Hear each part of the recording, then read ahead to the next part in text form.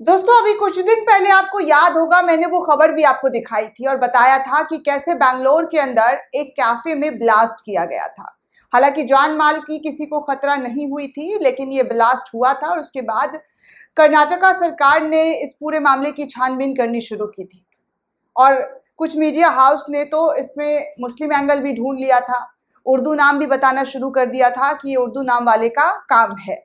लेकिन अब जो खबर आई है उसे सुनकर आपके होश उड़ जाएंगे, क्योंकि पुलिस ने एक शख्स को गिरफ्तार किया है। ये शख्स पर आरोप लग रहा है कि इसने ही कर्नाटका के अंदर जो कैफे था जिसमें ब्लास्ट किया गया था, इसी ने किया है। और इस शख्स का नाम पता है क्या है? चलिए सबसे पहले मैं आपको नाम बता दूं और इनका परिचय भी दे दूं कि ये कहां से बिलोंग करते हैं और इनका क्या ताल्लुकात है इस पूरे मामले को लेकर। दरअसल दोस्तों बीजेपी को लेकर अब खबर सामने आ रही है कि बीजेपी के जो लोग हैं वो किस तरीके से इस पूरे मामले में साजिश करता है। बीजेपी के वर्कर जो हैं वो यहाँ पर ब्लास्ट करते हुए नजर आए हैं। इस प्रिंट ऑफ कांग्रेस की तरफ से इस खबर को शेयर किया गया और लिखा गया है कि एनआईए ने अरेस्ट किया है बीजेपी लीडर को।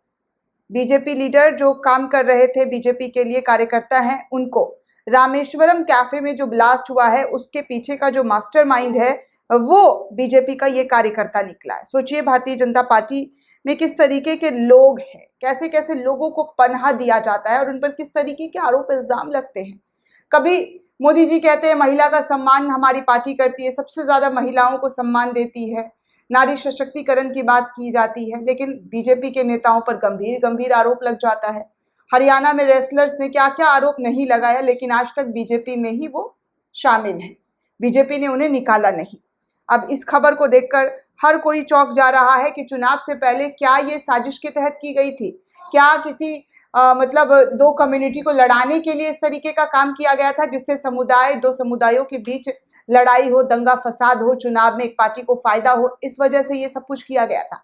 हालांकि एनआईए की तरफ से पूछताछ की जा रही है, जांच चल रहा है, लेकिन तमाम लोग इस खबर को शेयर कर रहे हैं और लिख रहे हैं कि BJP did the Rameswaram cafe blast, any comments no. क्योंकि बीजेपी के जो लोग हैं, जो कार्यकर्ता है, देखिए मैं आपको याद दिला दूं, मिस्टर सिन्हा मोदी के फैमिली से बिलोंग करते हैं। इन्होंने लिखा हुआ है, इन्होंने लिखा था कि big news, Mohammed Sabir has been detain by NIA in the Rameswaram cafe. Mohammed Sabir नाम बता रहे थे कि जो रामेश्वरम कैफे में ब्लास्ट किया था वो उनका नाम मोहम्मद साबिर है और वो इसके पीछे मास्टरमाइंड है। लेकिन अब जो खबर आ रही है, पब्लिक टीवी ने इस खबर को छापा है और उसमें बताया जा रहा है कि ये और कोई नहीं बल्कि भाजपा के लोग हैं। भाजपा के द्वारा जबरदस्त तरीके से इस पर उस वक्त आवाज उठाई जा रही थी, खूब चहचहाट जो है इनकी सुनाई दे रही थी कि कैसे कांग्रेस राज्य सुरक्षित नहीं है, फलाना है, ढिमकाना है। और तो और बीजेपी के जो सांसद है तेजस्वी सूर्या वहां पर हंगामा करने के लिए पहुंच गए थे। लेकिन अब देखिए बीजेपी के ही कार्यकर्ता निकलकर सामने आ रहे हैं। स्पिरिट ऑफ कांग्रेस लिखता है, this is serious, BJP leader arrested in Rameswaram cafe bomb blast, we all know what the BJP did Pulwama just before of 2019 election.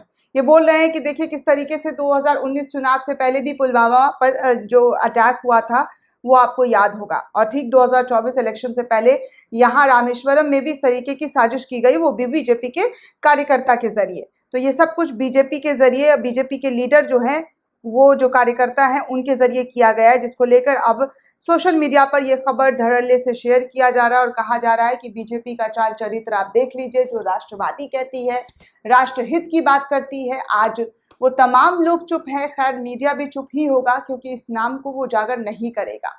Media वो नाम नहीं बताएगा कि कैसे भारतीय जनता पार्टी का एक कार्यकर्ता इस पूरे मामले में साजिशकर्ता के रूप में पकड़ा गया है। तो ये सब खबर दबा दी गई है, ना ही आपको बताया जाएगा, ना ही दिखाया जाएगा। आप सोचिए कि किस तरीके से लोगों के दिमाग के साथ खेला जाता है। चुनाव नजदीक है और उससे पहले इस तरीके का कृत्य होता है और उसमें कैसे मुस्लिम नाम आता है, एंगल ढूंढा जाता है, ये सब कुछ एक साजिश के तहत करने की कोशिश की जाती है। दोस्तों इस पूरे रिपोर्ट को लेकर आप क्या सोचते हैं, आपकी क्या प्रतिक्रिया, हमें कमेंट करके जरूर बताइएगा। साथ ही साथ चैनल को सब्सक्राइब करना बिल्कुल भी ना भूलें।